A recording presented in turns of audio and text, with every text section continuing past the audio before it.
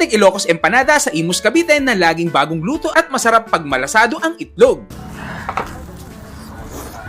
Na for as low as 70 pesos ay may ginayad na papaya, may authentic vegan longganisa, at kung cheese lover ka ay pwede kang magpaad. If mahilig ka sa mahanghang, pwede din naman. Pwede kang mag-order through online, mag-message lang kayo sa kanilang page, or punta kayo sa Imus Carsadang Bagot, Chelis Food Park. Open yan sila ng 4 PM to 9 PM. So paano? Order na tayo. Ay ate, magandang hapon po. Ano pong tinitinda natin?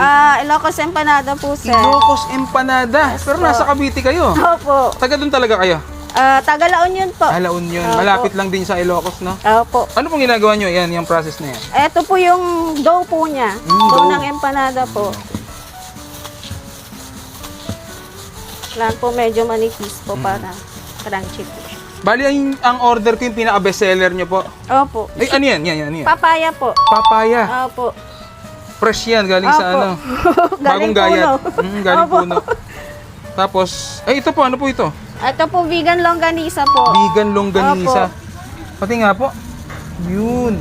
Ito po Galing yan siya. sa vegan. Yes po. So matagal mo nang ginagawa to, ma'am? Bali, 4 years na po, sir. 4 years na. Opo. Ano po yan? Cheese po. Pero ang authentic, wala talaga ano, Opo. ma'am, no?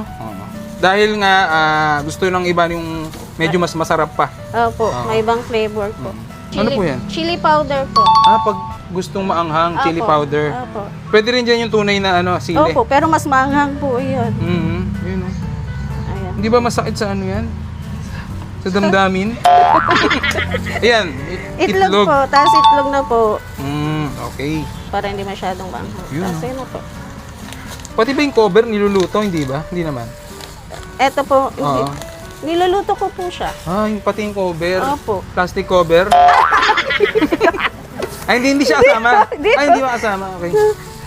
Para lang po, madulas po. Hindi po makakagawa pag dito lang po kasi dumidikit Okay. po. Next, ate, anong gagawin po? I-deep fry na po sa mantika po. Deep fry na. Okay. Opo. Kailangan lubog yan pag deep fry, no? Opo. Oo. Para maluto po yung itlog po sa loob. Ilang minutes po yan bago maluto po? Ano po, ito po, umaabot po ng 3 to 5 minutes 3 to po. 5 minutes. Para maluto lang po sa loob Mas po. gusto ko po yung malasado sana eh. Okay po. 2 minutes pwede na 2 po. minutes. Opo. 1 minutes pwede? Hindi kaya? Hindi mo kaya po. Yun, luto na yan. Opo. Ito po okay. yung malasado po. Yung Magkano yung ganyan po? 115 po. 115 lang overload, Opo. marami ng cheese tapos yung spicy. Opo. Ano oras po kayo nagbubukas? Alas 4 po ng hapon po hanggang alas 9 po ng gabi. Exact location naman po. Chelis Food Park po along Nia Road, Carsadang Bago to Imus, Cavite po. Yan. Sige po, tikman na natin yan. At yan, titikman na natin yung Dishangs Ilocos Empanada dito sa may Nia Road, Carsadang Bago. Dito lang yan sa may Imus, Cavite. Tikman na natin. Ano? Bagong luto. Hop. Tapos, try natin na may sukang Iloco. Ayan, oh. Uy, unlimited to. Tikman natin. Mas masarap. Grabe. Lasang-lasa mo yung pagka-garlic, no? Nung mismong ano, nung ganisa. Bali bumiyahe pa mula Bigan ang ano niya. Hindi siya gawa, hindi siya homemade. Kumbaga inaangkat ni ate mula Bigan yung ano. Longganisa.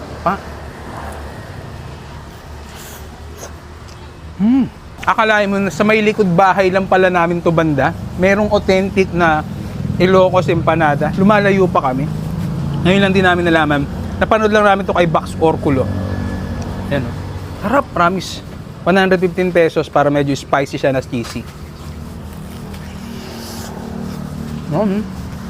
Tapos, tikman naman natin itong kanilang special na 70 pesos lang. So, ano lang siya, parang regular lang, no? Natin.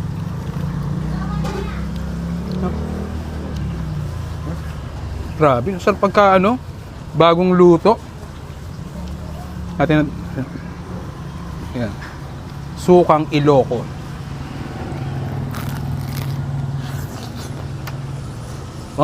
Lasang-lasa mo talaga yung longganisa ate. Sarap.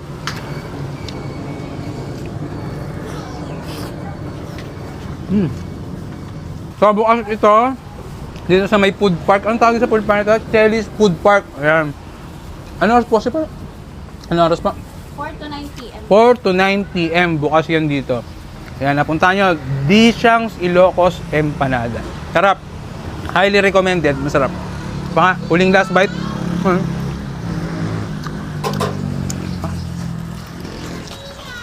Ah.